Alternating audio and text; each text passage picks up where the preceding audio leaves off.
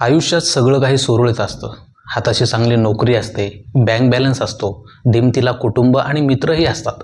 पण इतकं सगळं असूनसुद्धा कधीतरी शांत बसल्यावर आतून कुठंतरी एक अनामिक रिकामपण जाणवू लागतं.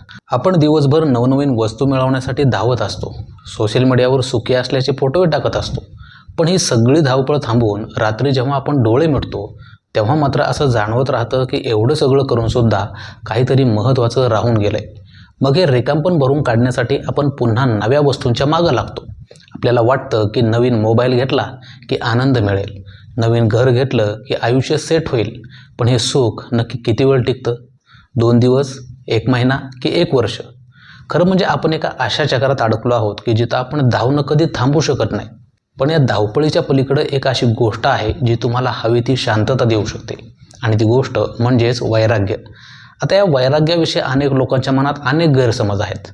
घरदार सोडून अरण्यात जाणं, जबाबदाऱ्यांपासून पळून जाणं, भगवे वस्त्र परिधान करणं किंवा सगळ्या गोष्टींचा त्याग करून जगाशी संपर्क तोडणं, यालाच अनेक जण वैराग्य समजतात. पण तसं नाही आहे. मग हे वैराग्य नेमकं काय आहे? तर बघा, सगळ्यात आधी एक गोष्ट मनावर बिंबवून घ्या की वैराग्य हा कोणताही त्याग नाही आहे, तर ही एक दृष्टी आहे. ती एक अशी मानसिक अवस्था आहे जी तुम्हाला जगापासून तोडत नाही, तर जगाशी कसं जोडलं जायचं हे शिकवते. वैराग्य हा शब्द संस्कृतमधील वी आणि राग या 2 शब्दांपासून तयार झाला आहे. पण राग हा शब्द जरी आपण मराठीत द्वेष या अर्थाने वापरत असलो तरी मूळ संस्कृतमध्ये त्याचा अर्थ प्रेम, आकर्षण किंवा आसक्ती असा आहे. तर वीचा अर्थ त्यापासून दूर होणं असा आहे. जेव्हा आपण आसक्तीपासून दूर जातो तेव्हा त्याला विराग म्हणतात, आणि त्याचंच भाववाचक रूप म्हणजेच वैराग्य.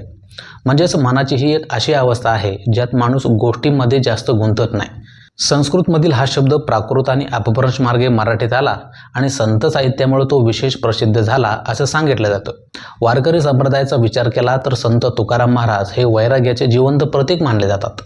आजच्या मराठीत वैराग्य म्हणजे जग सोडून देणं नाही, तर जगात राहून सुद्धा मनानं अलिप्त आणि शांत राहण्याची अवस्था, असा त्याचा साधा आणि व्यावहारिक अर्थ आहे. हे अगदी पाण्यातल्या कमळासारखं आहे, जे पाण्यातच उमलतं पण पाण्याचा एक थेंबसुद्धा स्वतःला चिकटू देत नाही. सर्व सुखोपभोग अनुभवत असून सुद्धा मनाला त्यात अडकू न देणं हीच खरी वैराग्याची स्थिती आहे. तुमच्यापैकी अनेकांनी सुरेश भट यांची ती प्रसिद्ध काव्यपंक्ती नक्कीच ऐकली असेल.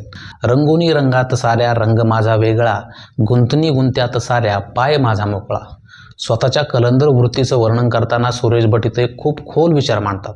ते म्हणतात की मी या जगाच्या सर्व रंगात मिसळलोय, पण तरीही माझा मूळ रंग वेगळाच आहे.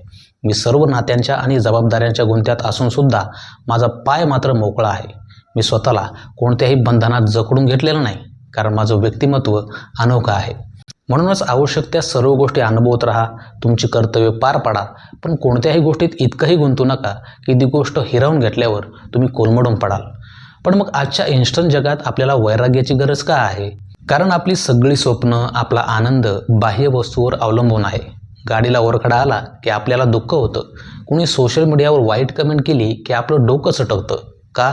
कारण आपण त्या गोष्टींना स्वतःशी इतकं घट्ट चिकटून घेतलंय की त्या वस्तूंना होणारं नुकसान आपल्याला स्वतःचंच नुकसान वाटतं.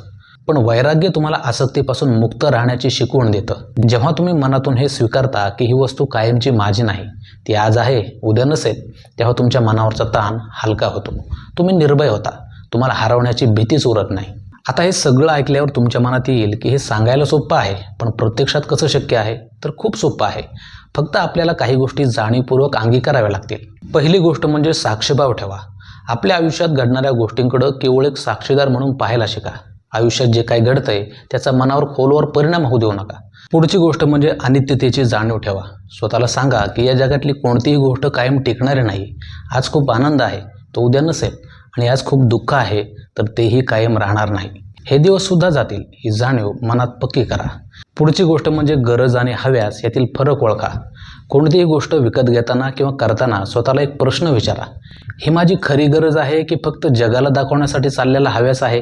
जेव्हा तुम्ही गरजा आणि इच्छामधली ती पुसट रेषा ओळखायला शिकाल तेव्हा निम्म्यापेक्षा जास्त ताण आपोआपच निघून जाईल.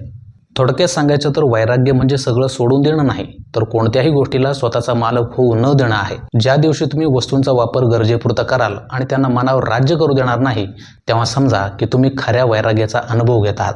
नियम साधा आहे, तुम्ही वस्तूंचे मालक बना, वस्तूंना तुमचे मालक बनवू नका. आशा करतो की ही माहिती तुम्हाला नक्कीच आवडली असेल. हा व्हिडिओ उपयुक्त वाटला असेल तर लाईक करा, शेअर करा आणि असेच नवनवीन व्हिडिओज पाहण्यासाठी चॅनलला सबस्क्राईब करा.